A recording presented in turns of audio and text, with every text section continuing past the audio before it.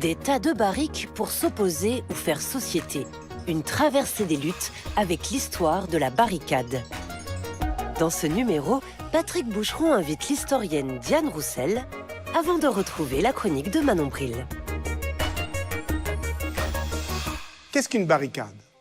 Une fortification éphémère, nous disent les dictionnaires, qui font dériver le mot des barriques que l'on entasse avec d'autres morceaux de ville pour en bloquer l'accès. En barrant les rues, on fait advenir le peuple insurrectionnel. On produit une coupure dans l'ordre politique. On est d'un côté ou de l'autre de la barricade. Mais la barricade, c'est un objet, mais c'est aussi un moment qui, lui aussi, est un coup d'arrêt dans l'ordre ordinaire des jours. Comment en faire l'histoire? Plutôt que de la saisir en son apogée, en 1848, nous avons choisi de vous la raconter depuis cette journée parisienne du 12 mai 1588 qu'on appelle justement la journée des barricades. Parce que c'est à ce moment-là que s'invente ce répertoire d'actions qui ne cessera ensuite d'être rejoué, répliqué dans les différents théâtres de la rébellion mondiale. Nous vous invitons donc à une histoire politique et urbaine de la barricade. Et pour nous en parler, Diane Roussel, historienne des désordres urbains au XVIe siècle et de la culture judiciaire.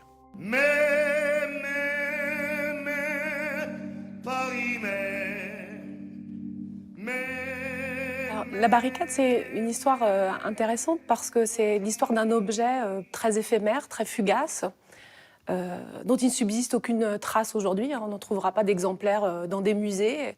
Et pourtant, vous voyez, on est capable de la reconstituer parce que c'est un objet très central dans les imaginaires politiques et dans l'imaginaire collectif, tant et si bien qu'on conserve des modes d'emploi, des images et des textes qui nous expliquent comment cette barricade existe. Elle est très associée à l'histoire politique, sociale, des luttes du XIXe siècle. Et pourtant, cette barricade, elle naît bien avant, elle est très ancienne, elle naît au cœur des guerres de religion en 1588.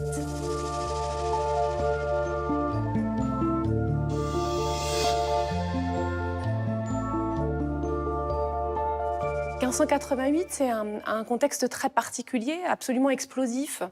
À Paris, le pouvoir royal est très profondément déstabilisé, en particulier depuis 1584, depuis que l'on sait que l'héritier présomptif au trône de France sera Henri de Navarre, qui est le chef du parti protestant. Et cette possibilité est conçue par les catholiques comme quelque chose d'absolument inconcevable.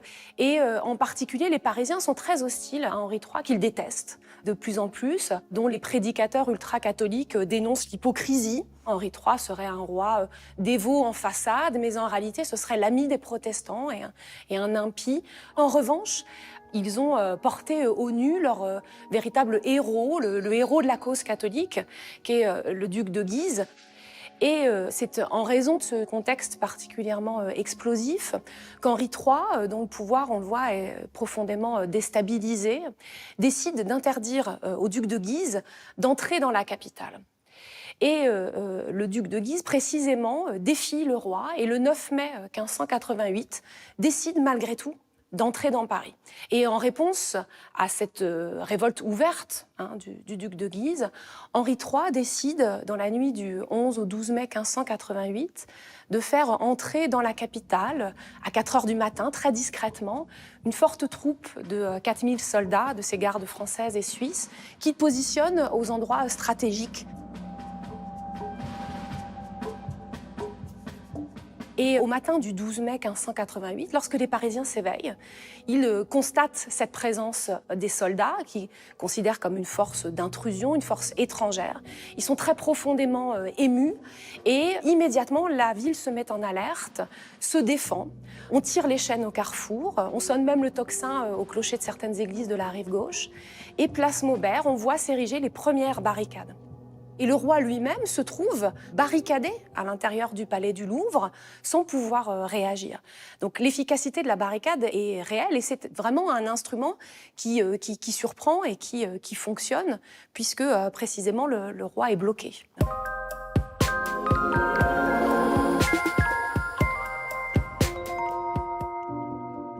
Dès 1588, on parle de journée des barricades en référence à cet amas soudain dans les rues et les quartiers de ces centaines de barriques, de ces tonneaux de bois que l'on remplit de terre, de sable, de fumier. Ces murs de barriques défensives, ces petites fortifications intérieures deviennent très vite un symbole et le terme de barricade apparaît autant pour nommer l'événement que pour incarner l'action soudaine, inédite, de constituer un obstacle au cœur de la ville. Mais le succès du terme barricade vient aussi du dénouement de cette crise politique majeure en pleine guerre de religion. Les barricades ont eu raison du roi qui se doit de fuir la capitale alors que le duc de Guise est nommé lieutenant général du royaume. Même si l'histoire d'Henri III et du duc de Guise se termine dans le sang par une série d'assassinats, la mémoire collective retiendra le succès du rôle insurrectionnel et politique de la barricade.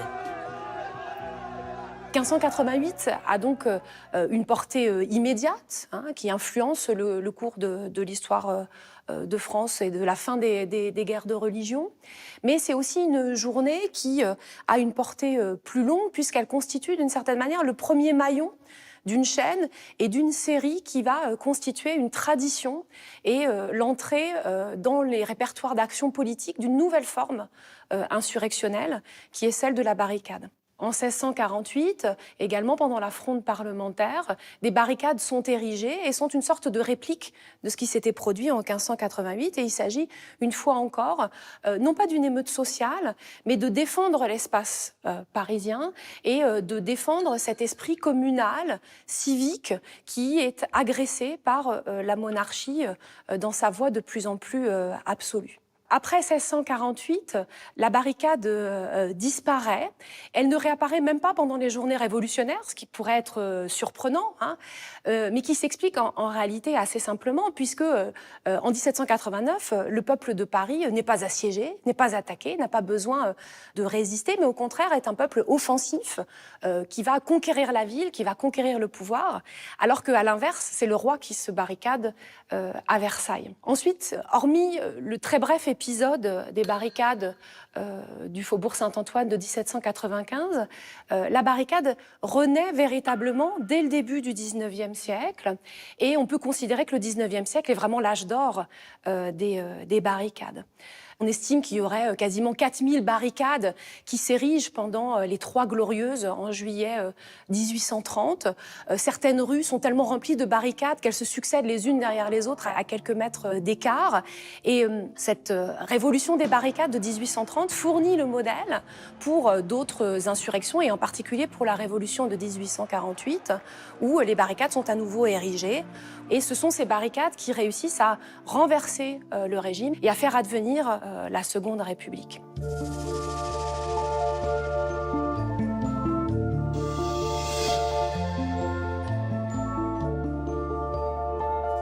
L'espace naturel de la barricade, c'est l'espace de la rue, le lacis étroit des rues et des ruelles, qui encore au XIXe siècle suit un modèle encore largement hérité du Moyen-Âge et qui donc peut pousser dans cet environnement particulièrement propice au blocage très rapide et très spontané de la rue.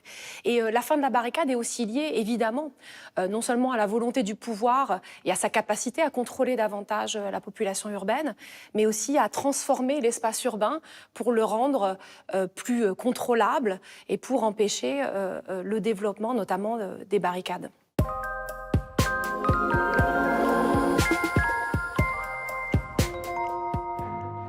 Tout au long du XIXe siècle, les barricades débordent. Elles contaminent l'espace, engorgent les rues et les boulevards et elles gênent le pouvoir qui cherche à s'imposer face au mouvement révolutionnaire. Il faut donc ouvrir l'espace, faire respirer ces centaines de ruelles étroites qui, en plus de concentrer la pauvreté et les miasmes, sont des espaces que l'on barricade trop facilement. Dès 1853, l'empereur Napoléon III décide de réaménager l'espace urbain de la capitale. Il est temps pour lui et le baron Haussmann d'aérer, d'unifier et d'embellir la ville.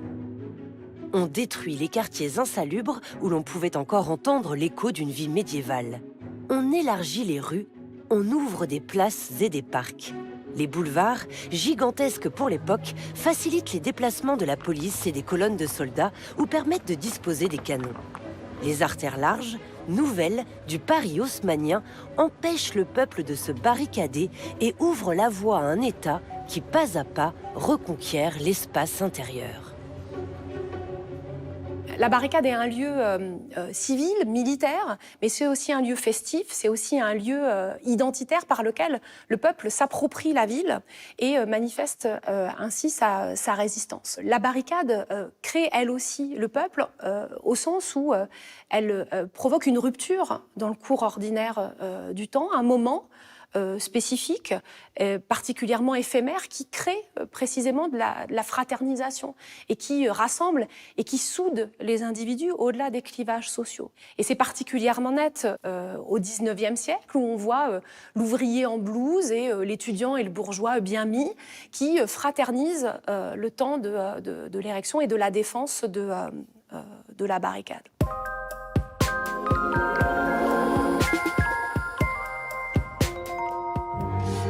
L'histoire de la barricade est marquée par un point aveugle, une part invisible, mythique, où l'écriture romanesque et les représentations du XIXe siècle sont venues créer un imaginaire romantique.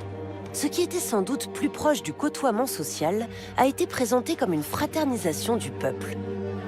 Derrière la barricade se cache la confusion réelle des combats, des morts et des souffrances. Et les images finissent par combler les vides, symboliser les peuples qui luttent. Le personnage hugolien de Gavroche incarne soudain tous les enfants qui meurent au pied des barricades. Et le théâtre, puis plus tard le cinéma, rejoue sans cesse ce que l'on appelle la bonne mort barricadière, de celui ou celle qui meurt debout, hurlant, vociférant au sommet d'un amas de barriques. La barricade, en devenant une image populaire, imprimée et politique, passe le cap de la mémoire. La barricade est aussi une image qui nous est parvenue, une image disponible que l'on peut sans cesse réactiver. Faire l'histoire de la barricade, c'est faire une histoire dans laquelle s'entremêlent très intimement les représentations et le réel, au sens où les représentations elles-mêmes agissent sur les rôles et sur les comportements des acteurs qui rejouent à chaque fois leur insurrection sur la barricade. Pour le dire avec l'historien des représentations Alain Corbin, la barricade n'est pas juste le symbole du peuple, elle est une machine à fabriquer le peuple, elle est un instrument de ce langage de l'insoumission et de l'indocilité populaire qui est rejoué à chaque fois. Pour légitimer aussi l'action politique, quand bien même ce ne serait pas nécessairement un objectif stratégique que l'on chercherait à atteindre. On peut penser aux étudiants de mai 68 et aux barricades du boulevard Saint-Germain, qui avaient sans doute moins un rôle stratégique qu'un rôle symbolique, faire surgir une citation très démonstrative et très fédératrice, parce qu'elle porte en elle un même imaginaire. Plus récemment, on a vu comment les militants pro-démocratie de Hong Kong ont eux-mêmes érigé des barricades dans les rues de la ville géante en prenant des barrières de circulation, des grandes tiges de bambou des chantiers avoisinants pour, à l'espace d'un instant, essayer de reprendre en main la ville dont ils s'estiment dépossédés.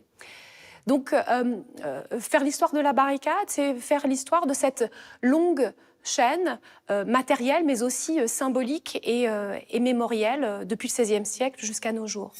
Et maintenant, Manon Bril déjoue la frontière entre histoire et culture populaire. Le Black Bloc s'inscrit dans la lignée du mouvement autonome des années 80 en ex-RFA qui protestait contre les actions policières jugées illégitimes. Ce mode opératoire ne relève ni de partis politiques ni de syndicats, bien qu'il soit estampillé plutôt extrême gauche. Les militants du Black Bloc sont habillés en noir et se regroupent pour agir en commun et entrer en action pendant une manifestation. Mais quel lien avec notre barricade? Eh bien, un Black Bloc, c'est en général un agrégat solide et compact de personnes dans le cortège qui impose donc une réaction forte et visible en recourant souvent à la violence, estimant qu'elle est la seule façon de vraiment se faire entendre, sans pour autant d'intention mortifère. Il n'est pas question non plus de revendiquer le lancement d'une révolution des masses, mais bien le rôle de ce qu'on qualifie de violence révolutionnaire afin de redéfinir les rapports au travail en société. Il y a là clairement l'affichage d'une volonté d'insubordination, mais pas militariste. Personne ne possède d'armes à feu, on utilise plutôt des projectiles. Bref, une violence en bloc et ciblée en réponse à la violence sociale, économique et environnementale, un genre de barricade physique qui renoue avec la violence révolutionnaire.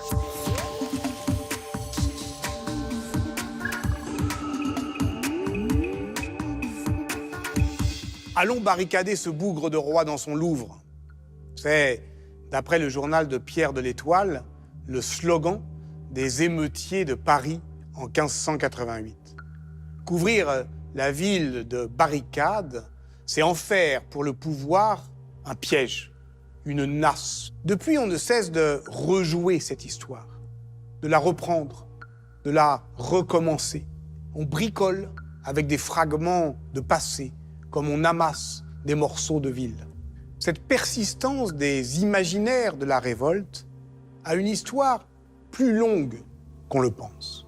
Voici pourquoi une nouvelle génération d'historiennes et d'historiens rajeunit aujourd'hui notre conception des guerres de religion au XVIe siècle, comme on peut le lire dans l'album de Pochep et Jérémy Foa, Sacrée guerre de l'histoire dessinée de la France. On comprend que ces guerres de religion sont d'abord des guerres civiles, et qu'en tant que telles, elles reformulent l'espace public et nous permettent de mettre à l'épreuve l'idée qu'on se fait de la modernité politique.